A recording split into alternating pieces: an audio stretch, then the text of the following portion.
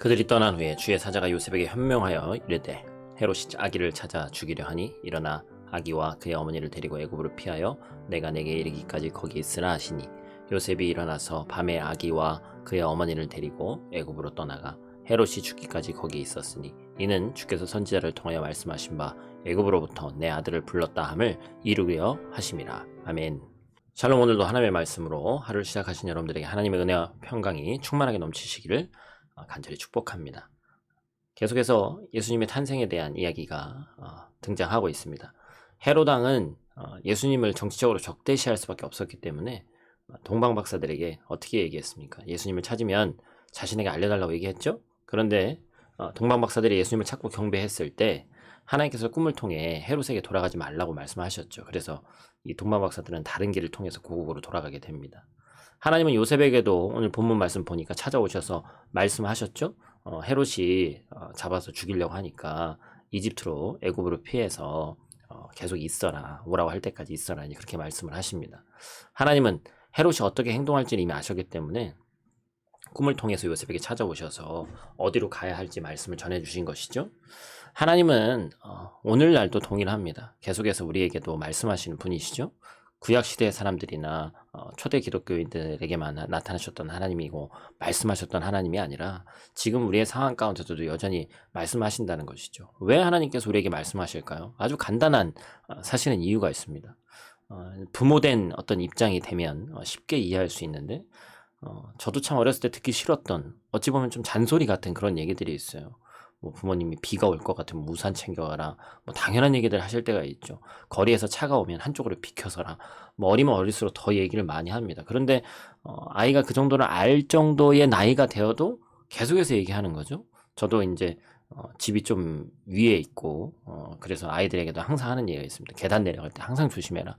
뭐 볼 때마다 얘기하는 것 같아요. 근데 듣는 입장에선 하도 들으니까 별로 신경도 안 쓸 것 같은 그런 생각이 좀 있습니다. 하물며 우리를 창조하신 하나님께서, 우리를 핏값 주고 사신 예수 그리스도께서 우리를 날마다 바라보시면서 하나님의 길로 나아갈 수 있도록 왜 말씀하시지 않겠어요? 나의 과거와 현재와 미래를 아신 하나님께서 오늘도 계속해서 말씀하고 계신 것이죠. 오늘 이 시간 하나님의 음성에 아마 가만히 한번 귀를 기울여 보시길 바랍니다.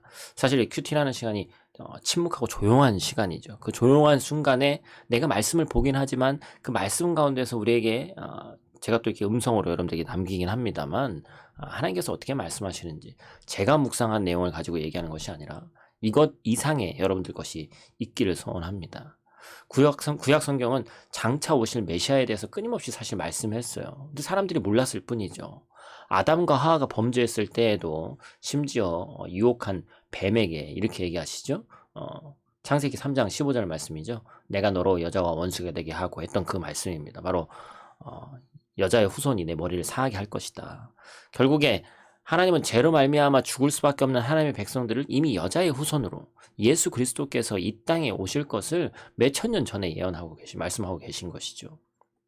사단은 예수 그리스도를 공격할 것이지만 예수 그리스도는 모든 것을 이기시고 사단의 권세를 무너뜨릴 것을 미리 말씀하셨습니다. 그리고 예언의 말씀대로 예수 그리스도가 이제 진짜 오신 거죠. 예수님께서 모든 인류를 구원하기 위해서 이 땅에 오셨을 때 사단은 계속해서 하나님의 뜻을 이루지 못하도록 공격합니다. 헤롯을 통해서 예수님을 죽이려고 하죠. 금식하시고 줄이셨을 때 세상의 온갖 달콤한 것들로 시험합니다. 가룟 유다를 통해서 예수님을 팔아넘기고 대적자들을 통해 예수님 십자가에 못 박았어요. 하지만 예언의 말씀대로 예수님은 죽으시고 다시 살아나셔서 부활의 첫 열매가 되셨습니다. 결국에 구약에 예언된 모든 말씀이 예수 그리스도를 통해 완전히 이루어졌죠. 사랑하는 형제자매 여러분, 하나님은 약속하신 말씀을 나를 통해서 반드시 이루시는 분이신 줄 믿습니다. 하나님은 우리에게 말씀하신 것을 얼마든지 이루실 수 있는 전지전능하신 분이에요. 신실하신 분이십니다. 우리 주님은 약속하신 말씀대로 장차 이 땅에 다시 오실 것입니다.